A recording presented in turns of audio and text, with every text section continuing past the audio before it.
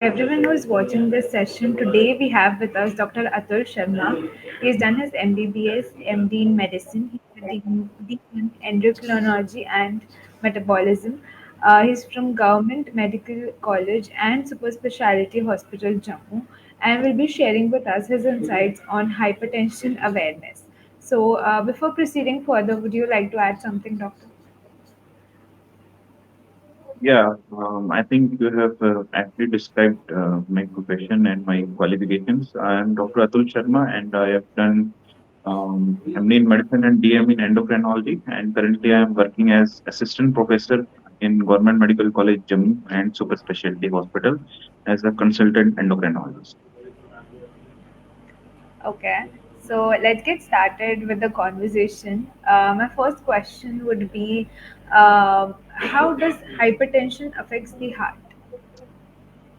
Yeah, so basically, uh, if blood pressure remains uncontrolled for prolonged periods of time, say years or months altogether, then uh, consider it just like a heart, like a pump that जो कि आगे pump करता है blood को blood vessels में. अगर blood pressure किसी का काफी टाइम से अनकंट्रोल रह रहा है तो उनकी ब्लड वेसल्स काफी थिक हो जाती हैं, उनमें क्लॉटिंग जैसे जमने लगती है और काफी कंस्ट्रिक्शन हो जाती है. तो अगर आपने मोटर चलाई है और मोटर के आगे पाइप रखी है और पाइप को आप ब्लॉक करते हैं तो बैक प्रेशर मोटाई में जाके खराब भी हो सकती है. सेम आप कंसिडर है जो कि बॉडी में ब्लड पंप करती है. तो हाइपरटेंशन की वजह से अगर आगे की ब्लड वेसल्स यानी कि जो पाइप्स हैं अगर उनमें कहीं ब्लॉकेड होगी या उनमें कहीं आगे रुकावट होगी तो उससे हार्ट पे ब्लैक बैक प्रेशर पड़ेगा और उससे हार्ट फेलियर की तरफ भी जा सकता है. तो अगर लंबे टाइम से किसी को बीपी अनकंट्रोल चल रहा है तो उसमें हार्ट फेलियर के चांसेस बहुत ज्यादा बढ़ जाते हैं. हार्ट के वाल्व्स होते हैं वो खराब होने के काफी ज्यादा चांसेस होते हैं. और हार्ट की जो वेसल्स होती हैं अगर उनमें भी क्लॉटिंग हो गई है बीपी की वजह से तो आपको हार्ट अटैक आने का भी रिस्क रहता है लॉन्ग टर्म. तो इसलिए बीपी का कंट्रोल शुरू से ही अच्छे तरीके से होना चाहिए. Okay, so what diagnostic tests are commonly used to assess the impact of hypertension on the heart? Simple diagnostic test जैसे कि इलेक्ट्रोकार्डियोग्राम जिसको हम ईसीजी कहते हैं उससे भी पता लग सकता है ब्लड प्रेशर की वजह से हार्ट की मसल एनलार्जमेंट हो गई है कि नहीं या कोई वेल्वुलर प्रॉब्लम है कि नहीं. या सिंपल आप क्लिनिकल एग्जामिनेशन से भी पता लगा सकते हैं अगर किसी को वेल्वुलर प्रॉब्लम हो गई है हाइपरटेंशन की वजह से, किसी को माइट्रल रिगर्जिटेशन है या ट्राइकस्पिड रिगर्जिटेशन है, वो आप सिंपल एक पेशेंट को ऑस्कल्टेट करके भी आप पता लगा सकते हैं. इसके अलावा कुछ हाई एंड टेस्ट भी होते हैं जैसे कि ट्रेडमिल टेस्टिंग हम बोलते हैं. उस पे क्या करते हैं कि हम पेशेंट्स को रनिंग कराते हैं ट्रेडमिल पे और साइमल्टेनियसली ईसीजी लगा के रखते हैं. अगर रनिंग करते हुए पेशेंट की ईसीजी में कुछ चेंजेस आते हैं तो इसका मतलब हार्ट की वेसल्स कहीं ना कहीं ब्लॉक है और उसके लिए हमें आगे जाके स्टेंटिंग या एंजियोग्राफी एंजियोप्लास्टी की जरूरत पड़ सकती है. इसके अलावा टेस्ट होते हैं जैसे इकोकार्डियोग्राफी, उसमें भी हमें यही पता लगता है कि हार्ट कितने परसेंट फंक्शनिंग कर रहा है. बीपी अगर अनकंट्रोल रहा है काफी टाइम से तो उस पे हार्ट का कितना असर पड़ा है वो भी एक्यूरेटली आप इकोकार्डियोग्राफी से पता लगा सकते हैं. क्योंकि उसमें क्लियरली आ जाता है कि हार्ट की मसल्स काफी एनलार्ज हो गई हैं और इसको हम हाइपरट्रॉफी लेफ्ट वेंट्रिकुलर हाइपरट्रॉफी बोल रहे हैं. वो क्लासिक फाइंडिंग दिखती है हाइपरटेंशन जिसको अनकंट्रोल रही है उसमें इकोकार्डियोग्राफी.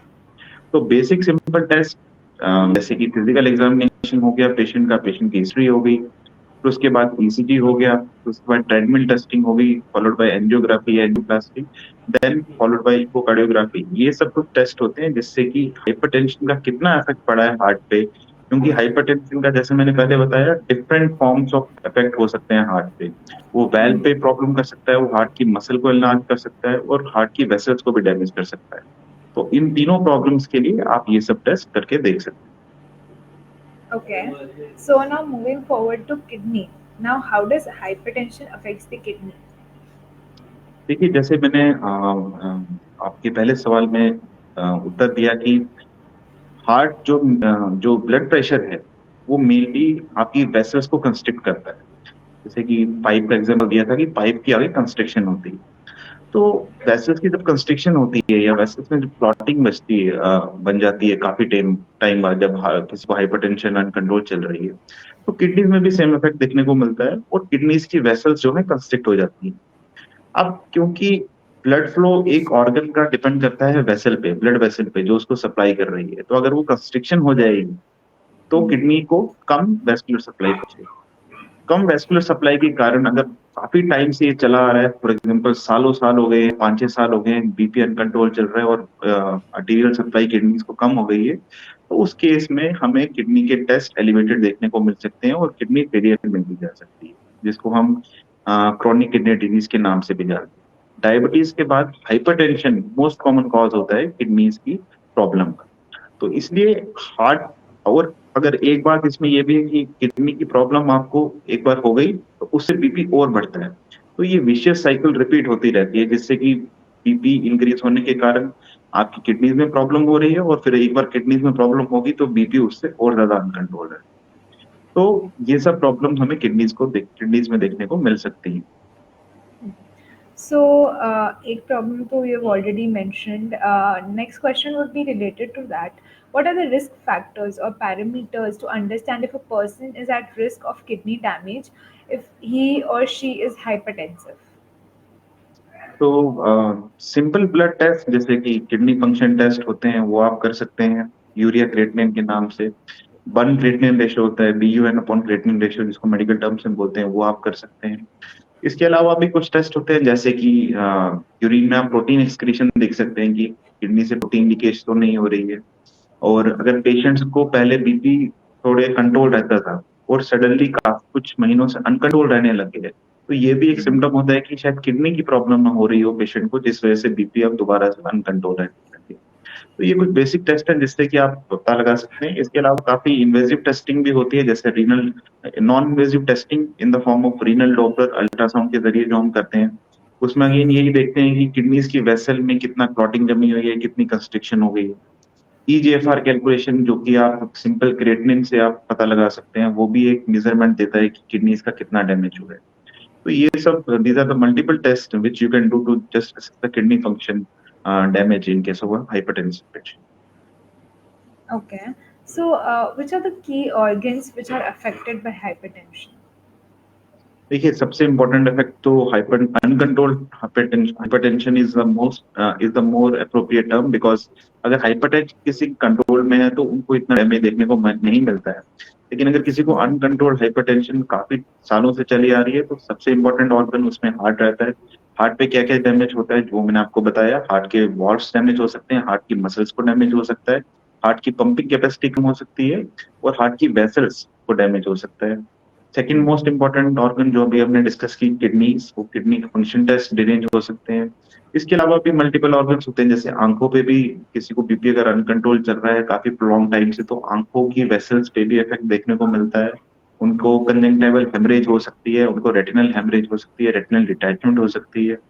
इसके अलावा भी हाइपरटेंशन, अनकंट्रोल्ड हाइपरटेंशन की काफी डिफरेंट ऑर्गन्स पे इफेक्ट देखे गए हैं, जैसे कि ब्रेन में डिमेंशिया का रिस्क इंक्रीज होता है, इरेक्टाइल डिस्फंक्शन होता है मेल्स में।